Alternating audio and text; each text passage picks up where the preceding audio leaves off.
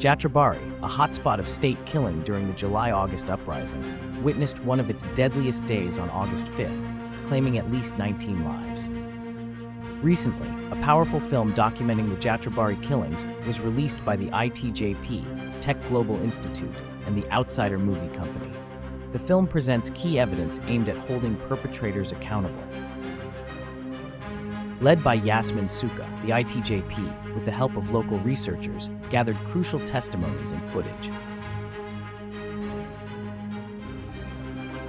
In an exclusive interview with the Daily Star, Yasmin Sooka emphasizes the importance of exposing state violence and how transitional justice can drive accountability.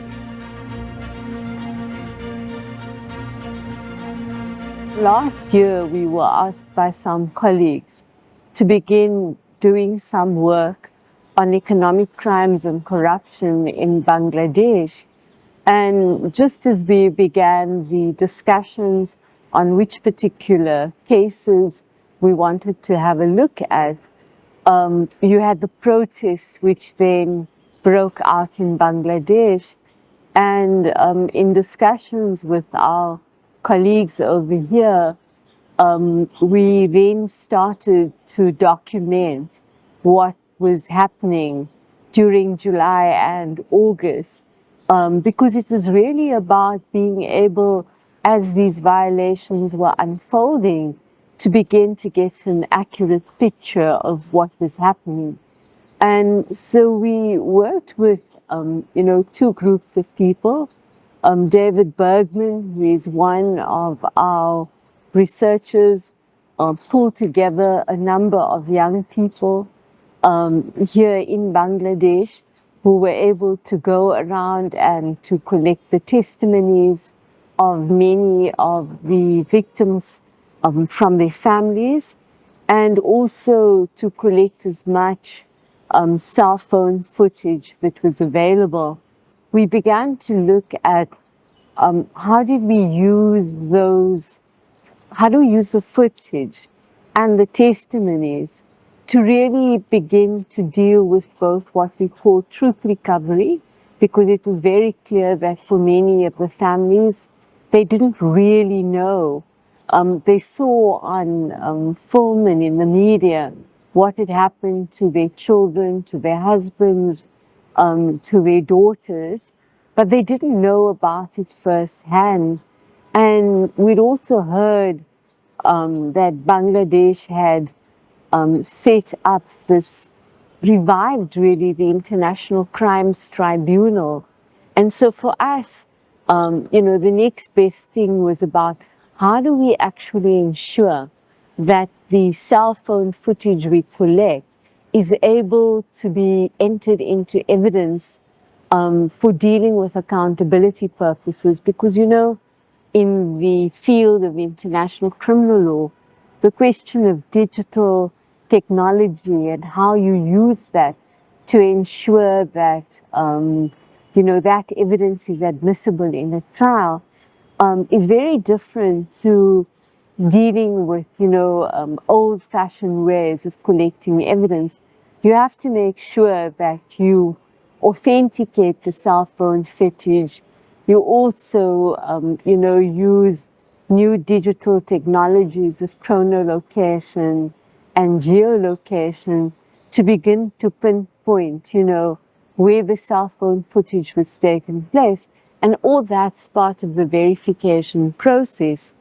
And so we, in fact, were able to secure the services of another partner who, did incredible work on documenting what happened in Sri Lanka, Canna McRae, and we asked him to put the cell phone footage together to give us a real sense of a progression of events and how they had unfolded. And we also wanted to look at, protests are a very difficult issue because it's also about how the security forces handle the protests. And what became increasingly clear as we began with the documentary was the way in which you had state-sponsored violence, because I think what was absolutely shocking and outrageous was the fact that, this was not panic action on the part of the police. This was quite orchestrated.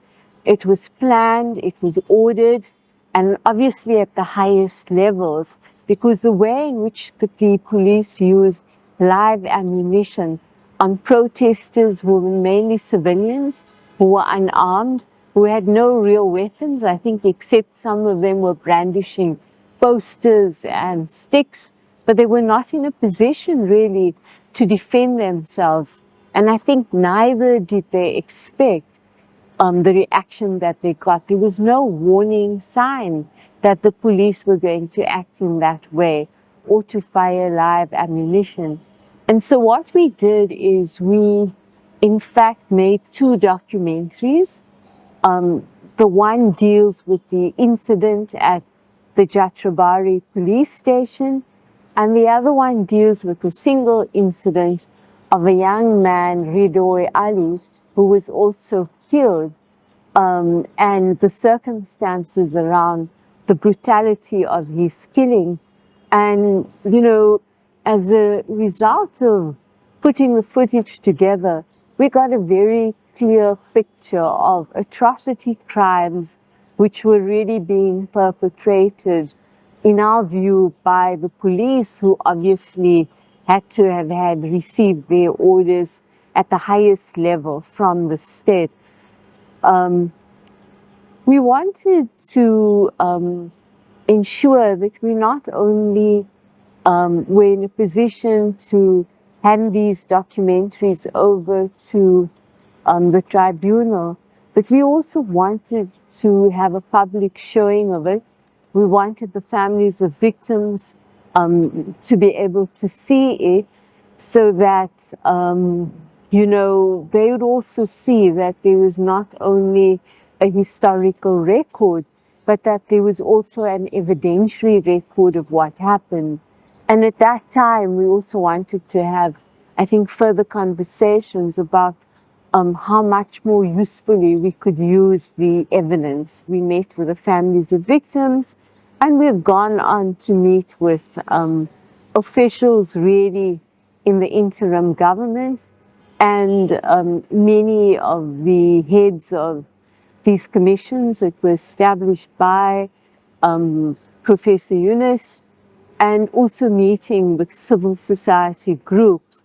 And so that was really the point of the visit to Bangladesh, was to look at really what are the accountability opportunities.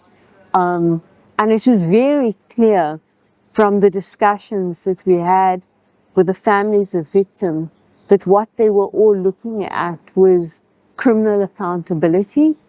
And, they wanted the perpetrators to be held accountable. And for many of them, it was just not enough to only deal with the people who had shot the protesters.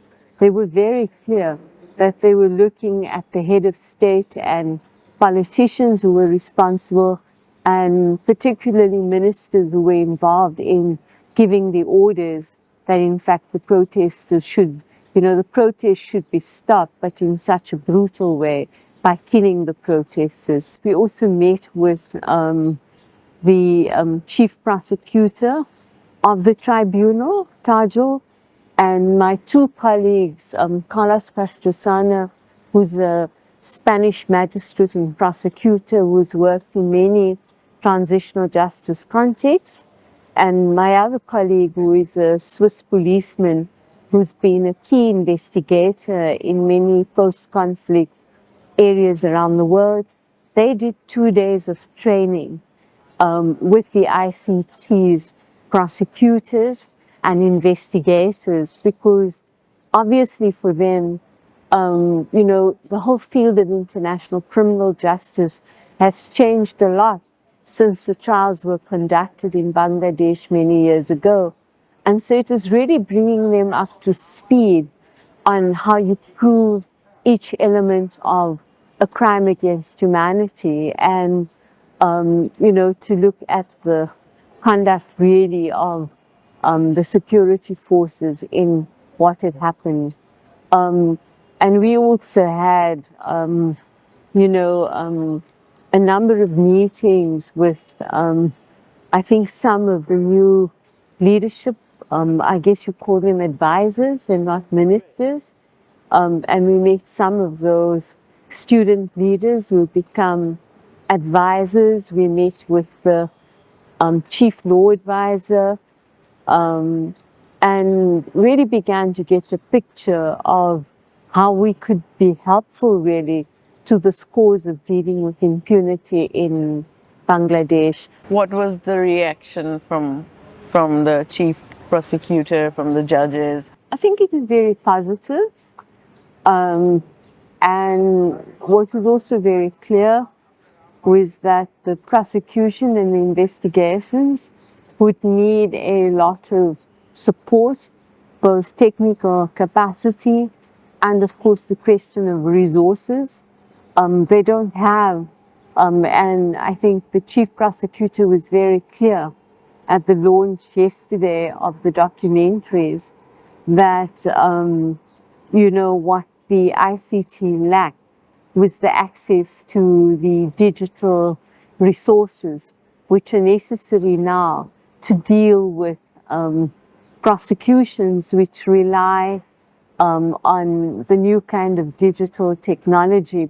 Now, I understand that another colleague from the UK, Toby Cadman, has been officially appointed as an advisor.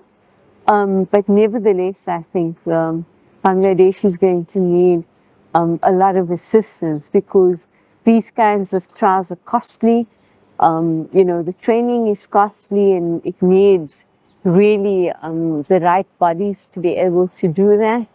And then, of course, the other thing is just giving access to the kind of technology and being able to ensure that the proper rules of evidence like chain of custody, the collection, preservation and archiving are done properly so that defense counsel will not be able to tear any case apart. I mean, that's the risk always when you're dealing with this kind of issue. What you've done in the past, where you've served in truth and reconciliation commissions, and you've had a vast experience with that in various countries, including South Africa, where it all started. Are you sort of seeing the same kind of thing happening here? I think it was not the main part of coming to Bangladesh or the main focus, but I mean, certainly when you look at a country that to some extent you've had an incredible moment in which a government fell and was forced out, you have to consider what the options are for understanding how it was that Bangladesh came to have such a repressive government. What were the factors, in the structural underpinnings of the state and its institutions, which allowed for this culture of impunity? Now, trials to some extent respond to what we call individual criminal responsibility, but they do not deal with what we call uncovering the truth about past abuses and understanding how those abuses were possible, how it was that institutions in fact became tainted and compromised so that it allowed these unjust governments which really perpetrated not only violence against individuals, but violence in that society as well. And I think that it has become, accepted in the world, given the number of experiences after the Second World War, that it is necessary to begin to look at these structural questions and the factors which give rise to violence. But in order to do that, you need to establish some kind of state commission which is able to uncover the truth about the past. And it's not necessarily, I think that there's a conflation in Bangladesh, and that may be because of the name of the South African Truth Commission.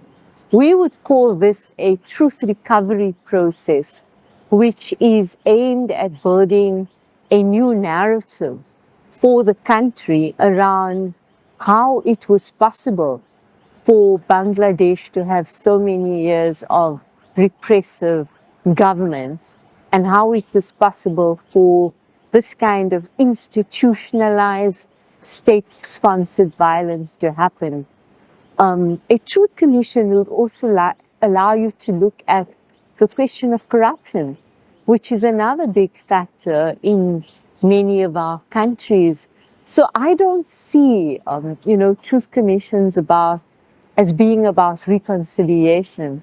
I think that's a misunderstanding of what a truth commission is about. It is not about forgiving, because a state can't ask any individual family to forgive a perpetrator, and neither can it say to any society, you have to forget about what happened and we have to move on. That happens in repressive states where you have dictatorships that they say, there's only one narrative, and that is our narrative about what happened to us.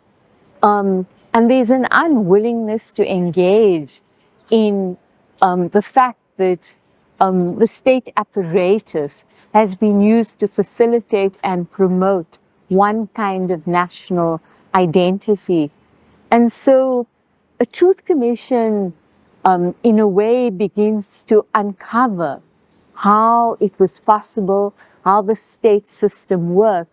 And in fact, if you look at what has happened in Bangladesh already, the fact that Professor Yunus established 6 commissions, one looking into how the media played a role in the ensuing years in the conflict that was taking place in Bangladesh.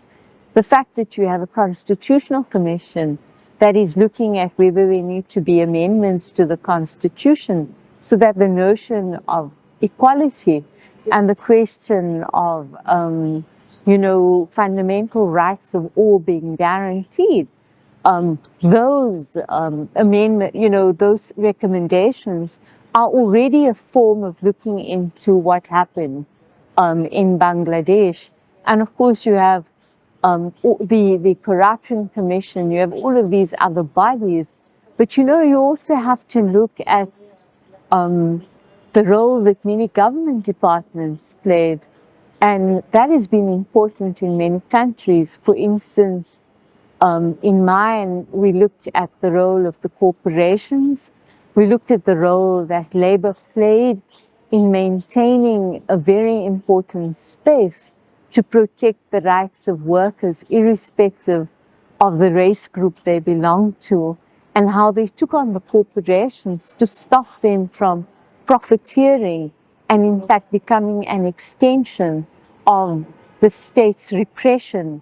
We also looked at the role of the media, and very importantly, we looked at the role that different political parties had played over time, and the role of the liberation movements, because it was really important to understand whether their policies had also given rise to violations.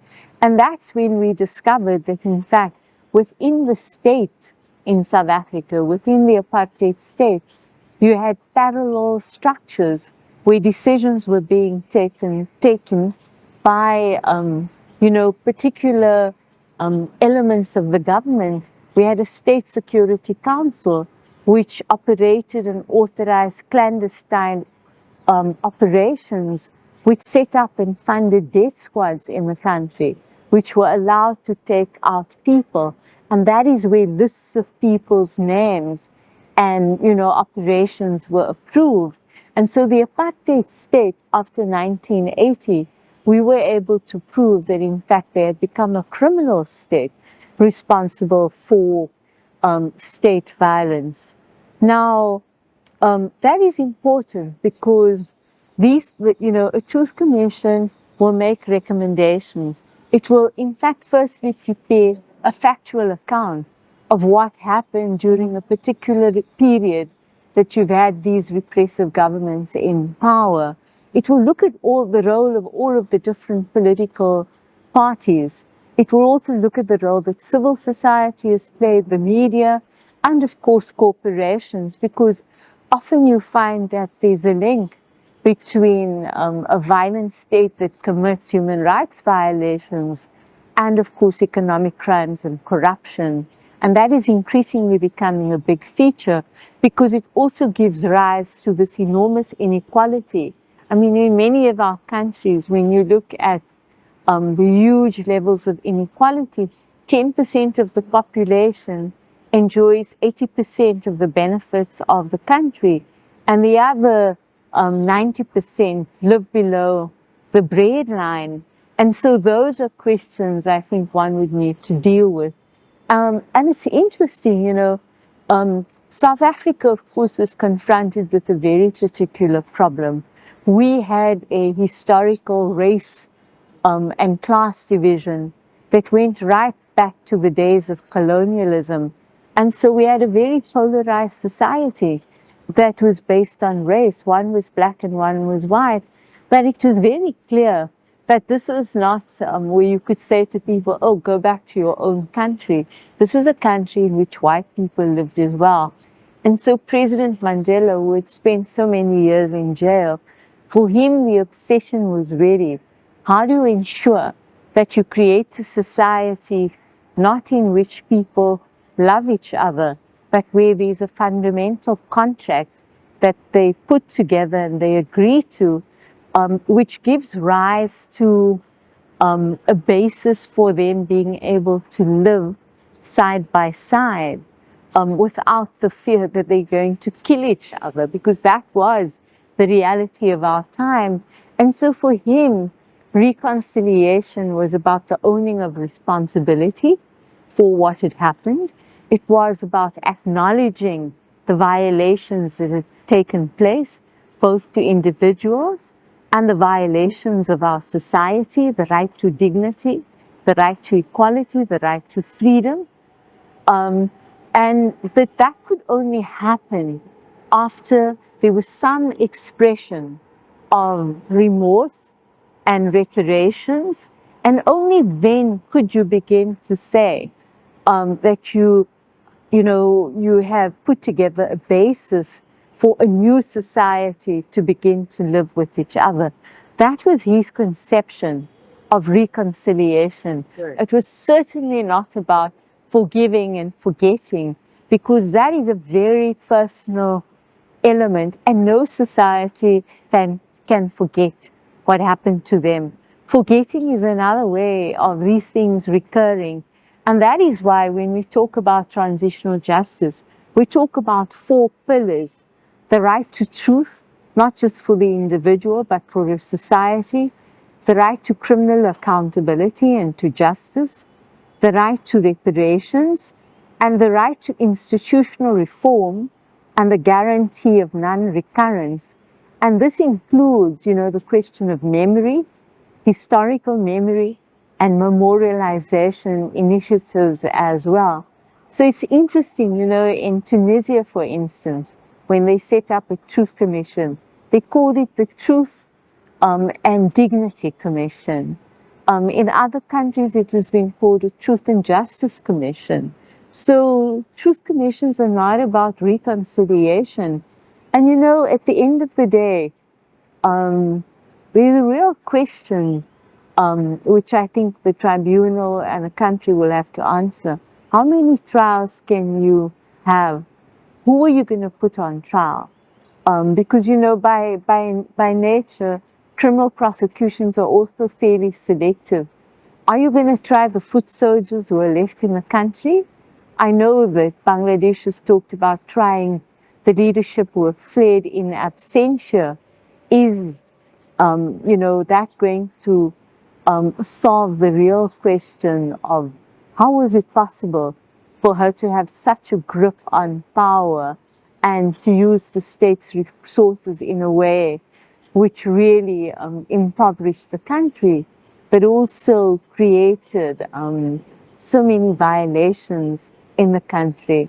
And that's the question that I think the trials are not going to be able to answer. And it's also about having a national dialogue and a conversation about how do Bangladeshis find ways for them, each other really, to live with each other and to move forward with each other and to recognize really the pain and suffering of people, particularly at the bottom of the food pile. Because the one thing that is very clear is the class issue, like in many of our countries, is a huge issue in Bangladesh. And, you know, the privileged can escape from poverty, but what happens to the ordinary average person? And I think I understand that you have a huge population, and so the national conversation should be about what kind of platform do we build for a better future? Because understanding the past is not about creating a better past or changing what that past was about, but it is understanding it so you can build a foundation for a future Bangladesh, which is, I think, what was expressed as a vision by many of the students and many of, you know, the protesters. But, you know, Bangladesh is very polite. In having the conversation about the Truth Commission, they don't say to you that there's no way we want to talk about reconciliation. They just agree very politely that it's important. And it's afterwards when you unpack the conversation that you realize that there's such a misunderstanding that the conversation is about reconciliation, when really the conversation is about how do you unpack that past and ensure that everybody in the country understands and that they don't continue to live with the notion that my group was the one who was persecuted.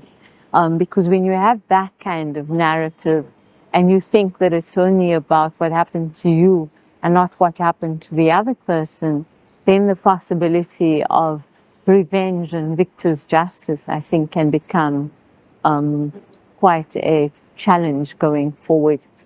So, a bit of a prickly issue is all the certain incidents that happened after August 5th, and there seems to be an attempt to sort of ignore that in terms of unraveling the truth and accountability. Don't you think that part has to be incorporated? Yeah, absolutely. I mean, and that's a very important question. I'm sure this has happened in any other country. every country. So how do You you deal with that? It's about, you know, we call that the temporal mandate of any structure that is set up to really look at what happened in the past. And often a symbolic sort of cutoff date is chosen. But what we found in many countries, including in my own, was that the violence continued throughout the negotiations.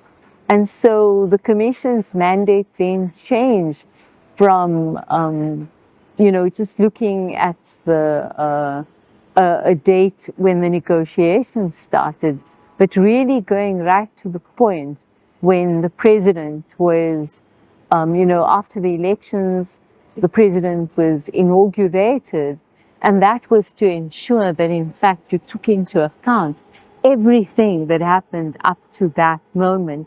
And certainly, I mean, when you look at Bangladesh, I mean, those violations continued well after. And, you know, even after Sheikh Hasina left the country. And so one needs to be able to understand, how did that happen? Was she still giving instructions to people here well into the time that she had left? And so even though she may have formally had to run, at the end of the day, there were people who were still following her orders in the country. And I think that I saw, you know, another documentary of, I think, the violence in another area outside of Bangladesh. And it was very clear that arms had been given to civilians. And I can't really, I'm not so familiar with the names of places, but it was extremely violent. And the fact that I think they were counselors who had been given weapons, and yes, and they were Outside where? Outside Dhaka, Dhaka. outside Dhaka. Yeah. Okay. So I said this to our colleagues that they say that they've identified who some of these local councillors were. But that's another question. How would you prove that in evidence? Because they're wearing these helmets, which basically almost cover their faces. So what proof do you have that that is that particular person? And so one of the questions I was asking is, do you have I know you have biometric systems, but do you have facial recognition in Bangladesh? Because that would be a necessary tool to help you to look at, besides people telling you. I mean, obviously there are going to be people saying, oh, I know it was that particular person. But the evidence of one person, you would need more than that to be able to confirm that somebody was the person actually shooting. So there are lots of those sorts of questions which come up. But the administration certainly was busy long after the 5th of August. And one should never draw an equivalence between what a state does and how people respond back. Because remember, people are responding from a point of deep oppression and also, I think, absolute astonishment that their own state can take up arms against them. I think that for me was probably the biggest factor in the retaliation. I mean, when you read the stories that we've documented, a mother saying to her son, I don't really want you to go to the protest, but if you have to go, be careful. Not knowing that she's never going to see him come back at home at night. You also, we have another case where I think a young man asked for his mother to make lemonade for him. And she said to him, but it's bad for your stomach so early in the morning. And so afterwards, when she learns about his death, she's devastated because, what do families think about? You think about the little things, the last conversations you've had. And, when you look at the fact, like when the phone calls start coming, somebody hasn't come home at night, you go and you start to search at the police stations, you ask their friends, and you can't find their bodies. Either in the morgue, you go to the hospital, and you see these pools of blood. I mean, the testimony was horrific. So from that perspective, you can understand that people take up action against those that they hold responsible. And that for me is also about, another gap that one has to deal with. And that is, do you have groups in a society that are able to mediate that kind of immediate rage that arises because of these incidents? And, while South Africa is no comparison with Bangladesh, we were acutely aware of the fact that the negotiated period was the period of the greatest violence, the single moment in which thousands of people died. And so we set up these peace committees so that you could also have an intelligence gathering of potential threats to communities across different parts of the countries, but you were also able to send in people who were trusted by communities who could intervene and who could actually stop them from taking the law into their own hands. It didn't prevent retaliation completely, but you can never compare what the state has done with what citizens do, because the one is meant to protect and prevent, and not in fact be the instigator and the perpetrator of violence. I think that is a very important issue. But at the same time, we also need to remember that policemen are also part of our society. They also have families, and so finding out what happened to them is also important for them. That was a big question in my country, because even amongst the commissioners, when we discussed the question of reparations, some of my colleagues said white people, they don't need reparations. And we would say the big question is not whether your race or which group you belong to, but it is about whether or not you suffered a violation and whether in fact your dignity and your life was snapped out as well. Because, that's what we believe in, that everyone has the right to life. And while that right has been violated, like absolutely in Bangladesh, and when you look at the way in which the police behave, they certainly broke all the rules around the notion of protection, because that's their job, to protect civilians and the civilian population. But you can't ignore it. I mean, it was the story of the man who was hanged upside down. Once you have all this evidence and truth, then what do you expect? Some of it would come in the ICT trials, but not all of it. And that's why, the trials are not going to cover all of these issues, some of them. And that is why we are saying that, juxtaposed with that, like probably in a complementarity way, you need a truth recovery body which is able to collect a lot of this information and in fact to put that together. I'm sure you've discussed this with people from the present government, this whole process and about having a commission. How have they received this? Like I say, people are polite.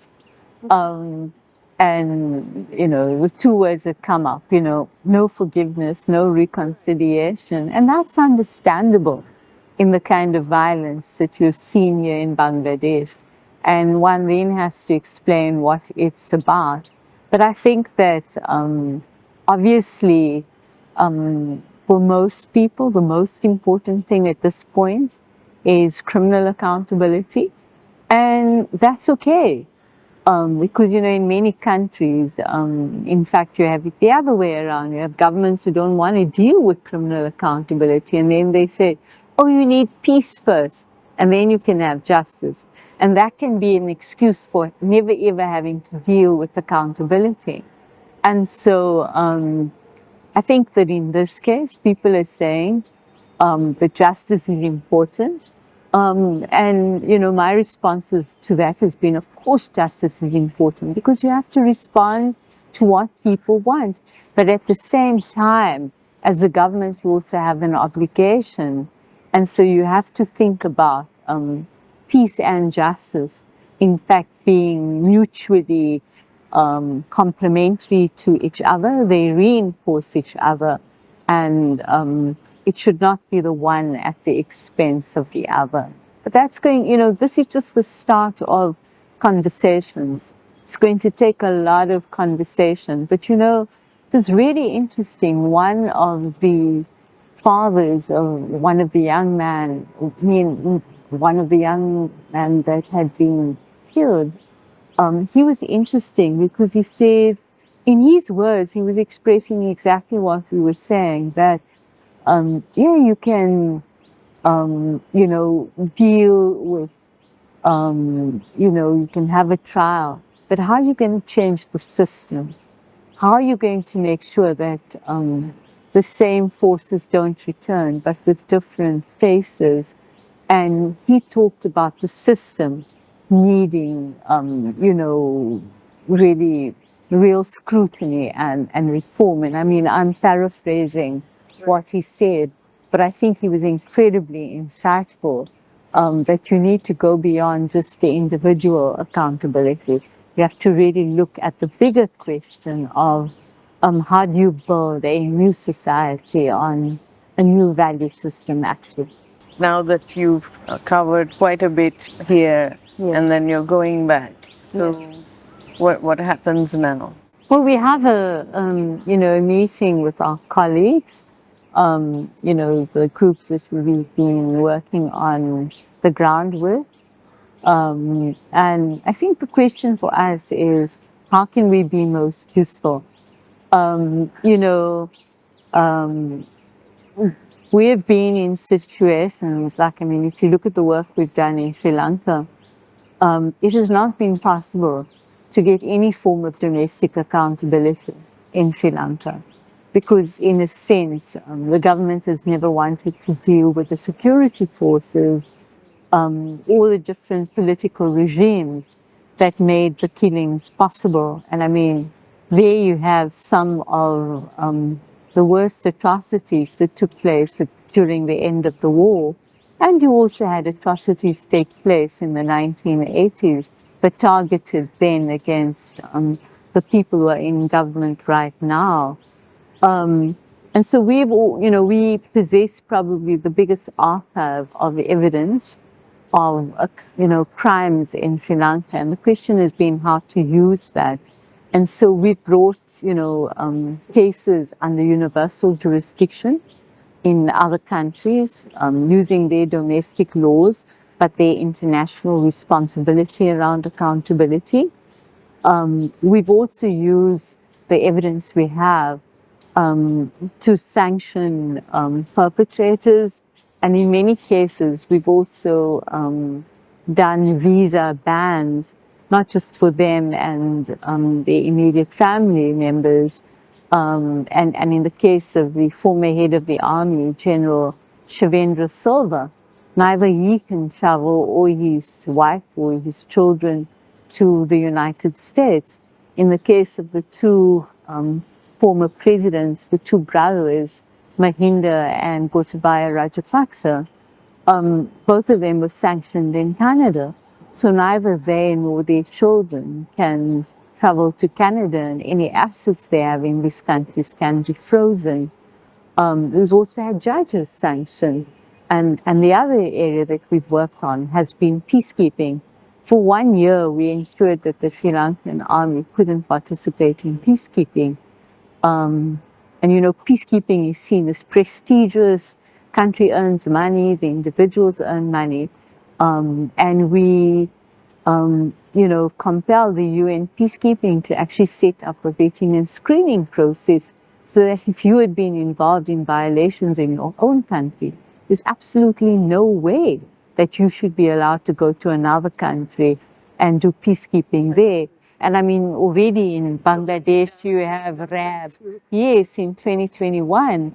But if you think about it, you deploy both people from the police and the military. And so that's another important message to the country that you have to clean up. And these are some of the discussions we are having. We have some colleagues who've asked for us to assist with helping them around archiving their digital material. We have others who say you need to make more documentaries. We have the chief prosecutor saying you need to help us with the technology. But the one thing that is also a big issue is the death penalty. It is very clear from the discussions we've had with government that there's no way this government can afford to put a moratorium on the death penalty, and neither can they afford to abolish it. Just the way, the current population thinks. They want the death penalty. They're very clear about that. But in that, context, it becomes very difficult then for many countries to provide technical support and resources. And I think that's a discussion that will need to be taken forward. Do you have any last thoughts? Where should we be going now that, elections are imminent? The main thing is, I think, firstly, there are many families whose loved ones have not been put on this list of martyrs, and they have not therefore been given any recognition or any form of assistance. And I think that this foundation that has been set up needs to make sure that you have a list of victims, of particularly those who have died. And then I think another category is those who have been wounded and injured, because that's also very difficult for families who are very poor to live with without any assistance. So I think, one always needs to deal first with the question of the survivors and their families. I think the second is, of course, you've had 3 of the Commission's report, and the recommendations are very important. But those recommendations should also form the basis for a national conversation about how a new government will take that forward. Because I think that in many ways that's really important to the process of democratization in any society. And it's also about building a process that is inclusive and transparent. Because right now, I think inclusivity and the recognition of plurality is really an important aspect for Bangladesh. And then all I can say is I wish everybody well for the future.